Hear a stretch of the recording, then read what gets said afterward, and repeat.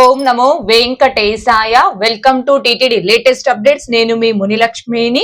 ఈ వీడియోలో టిటిడి నుంచి వచ్చిన లేటెస్ట్ అప్డేట్స్ గురించి అండ్ అలాగే శ్రీవారి భక్తులు అడుగుతున్న కొన్ని సందేహాలకు సమాధానాలను, అంటే ప్రస్తుతం విఐపి రికమెండేషన్ లెటర్స్ ని యాక్సెప్ట్ చేస్తున్నారా లేదా, శ్రీవారి ట్రస్ట్ బ్రేక్ దర్శనం టికెట్స్ లో భక్తుల యొక్క పేర్లు మళ్ళీ మార్చుకోవడానికి అవకాశం ఉందా, ఇంకా గోవింద కోటి దర్శనాలు ఆఫ్లైన్ ఎస్ఎస్డి టోకెన్ తీసుకుంటే ఆ టోకెన్ తో ఎన్నిసార్లు స్వామివారి దర్శనం చేసుకోవచ్చు, ఇలా వీటన్నింటికి సంబంధించి శ్రీవారి భక్తులు అడుగుతున్న కొన్ని సందేహాలకు సమాధానాలను వివరించే ప్రయత్నం చేస్తానండి. సో ఈ వీడియో ఎక్కడా మిస్ కాకుండా చివరి వరకు చూసే ప్రయత్నం చేయగలరు. అలాగే వీడియోస్ చూస్తున్న ప్రతి ఒక్కరు పర్టికులర్ గా మన వీడియోస్ ని లైక్ చేసి షేర్ చేయాల్సిందిగా కోరుచున్నాను. అండ్ టీటీడీకి సంబంధించిన ప్రతి లేటెస్ట్ అప్డేట్ ఇన్స్టెంట్ గా మీరు పొందడం కోసం మన ఛానల్ యొక్క Telegram group, WhatsApp channel, Arattai ఛానల్లో జాయిన్ అవ్వగలరు. ఆ మూడింటి యొక్క లింకులు ఈ వీడియో కామెంట్ సెక్షన్ లో పిన్ చేయడం జరిగింది. ముందుగా నారాయణ వనంలోని శ్రీ పద్మావతి సమేత శ్రీ కళ్యాణ వెంకటేశ్వర స్వామివారి ఆలయంలో నిర్వహిస్తున్న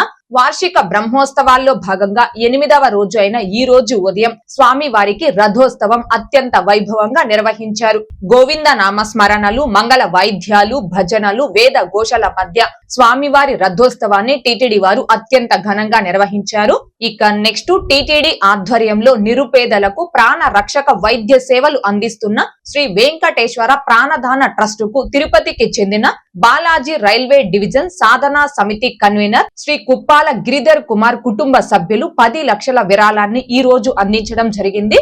ఇక నెక్స్ట్ ఎస్వి అన్న ప్రసాదం ట్రస్ట్ కు హైదరాబాద్ కు చెందిన దాతలు శ్రీ సంజయ్ బాబు 10 లక్షల రూపాయలు, అలాగే హెమీపెట్స్ అధినేత శ్రీ హర్షవర్ధన్ బాబు 10 లక్షల రూపాయల చొప్పున ఈ రోజు ఎస్వి అన్న ప్రసాదం ట్రస్ట్ కు విరాళాలు అందించడం జరిగింది. ఇక నెక్స్ట్ శ్రీవారి భక్తులు అడుగుతున్న కొన్ని సందేహాలకు సమాధానాలను వివరించే ప్రయత్నం చేస్తానండి. ముందుగా ఈశ్వర్రావు గారు విఐపి లెటర్స్ తీసుకుంటున్నారా మేడం అని అడుగుతున్నారు. ప్రస్తుతం ఎమ్మెల్యే, ఎంపీ, ఎమ్మెల్సీ ఇలా విఐపి రికమెండేషన్ లెటర్స్ ని యాక్సెప్ట్ చేస్తున్నారు. ఈ లెటర్స్ ద్వారా భక్తులకి బ్రేక్ దర్శనం అండ్ 300 రూపీస్ దర్శనం కల్పిస్తున్నారు. అయితే ఆదివారం, మంగళవారం, బుధవారం, గురువారం వారంలో ఈ 4 రోజులు ఆంధ్రప్రదేశ్ విఐపి లెటర్ ద్వారా బ్రేక్ దర్శనం కల్పిస్తారు. సోమవారం, మంగళవారం, బుధవారం, గురువారం వారంలో ఈ 4 రోజులు ఆంధ్రప్రదేశ్ విఐపి లెటర్ ద్వారా 300 రూపీస్ దర్శనం కల్పిస్తారు. సోమవారం, మంగళవారం వారంలో ఈ 2 రోజులు మాత్రమే తెలంగాణ విఐపి లెటర్ తో బ్రేక్ దర్శనం కల్పిస్తారు. బుధవారం, గురువారం ఈ 2 రోజులు మాత్రమే తెలంగాణ విఐపి లెటర్ మీద 300 రూపీస్ దర్శనం కల్పిస్తారు. సో ప్రస్తుతం విఐపి రికమెండేషన్ లెటర్స్ ని యాక్సెప్ట్ చేస్తున్నారు. ఆ లెటర్స్ మీద భక్తులకి దర్శనాలు కూడా కల్పిస్తున్నారు.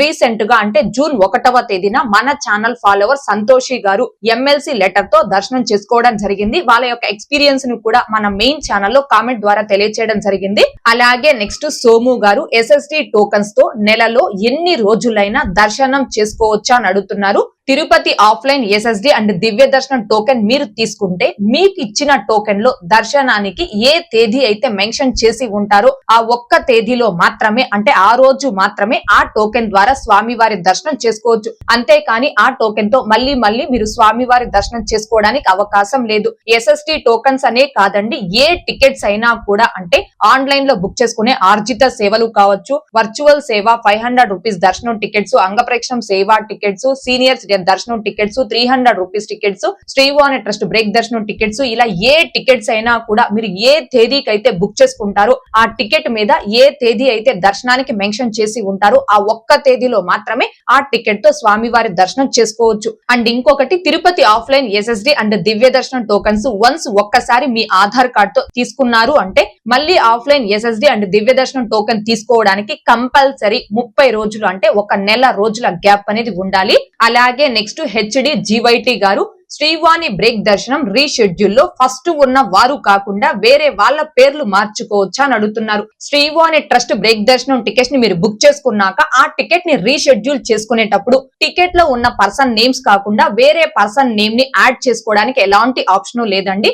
సో మీరు శ్రీవాణి ట్రస్ట్ కి అమౌంట్ డొనేషన్ చేసేటప్పుడే ఎవరి పేర్లతో మీరు శ్రీవాణి ట్రస్ట్ కి డొనేషన్ చేస్తున్నారు అనేది వాళ్ళ డీటెయిల్స్ అన్ని కూడా ఎంటర్ చేసి అమౌంట్ డొనేషన్ చేసి తర్వాత బ్రేక్ దర్శనం టికెట్ ని బుక్ చేసుకుంటారు. కాబట్టి కాబట్టి వన్స్ మీరు ఈ టికెట్ ని బుక్ చేసుకున్న తర్వాత ఆ టికెట్ ని రీషెడ్యూల్ చేసుకోవాలి అనుకుంటే ఎవరి నేమ్స్ అయితే ఉంటాయో వాళ్ళ నేమ్స్ తో మాత్రమే మీరు రీషెడ్యూల్ చేసుకోవచ్చు. అంతేకాని వాళ్ళ నేమ్స్ కాకుండా వేరే అదర్ పర్సన్ నేమ్స్ ని ఈ శ్రీవాణి టికెట్ లో యాడ్ చేసుకోవడానికి ఎలాంటి ఆప్షన్ లేదండి. శ్రీవాణి ట్రస్ట్ బ్రేక్ దర్శనం టికెటే కాదు, ఏ దర్శనం టికెట్ ఆర్ సేవా టికెట్ అయినా వన్స్ మీరు బుక్ చేసుకున్న తర్వాత ఆ టికెట్ లో ఉన్న నేమ్స్ ని తీసేసి వేరే పర్సన్ నేమ్ ని యాడ్ చేసుకోవడానికి ఎలాంటి ఆప్షన్ లేదండి. అలాగే నెక్స్ట్ గేమింగ్ తెలుగు గారు గోవింద కోటి గురించి మీకు తెలుసా అని అడుగుతున్నారు.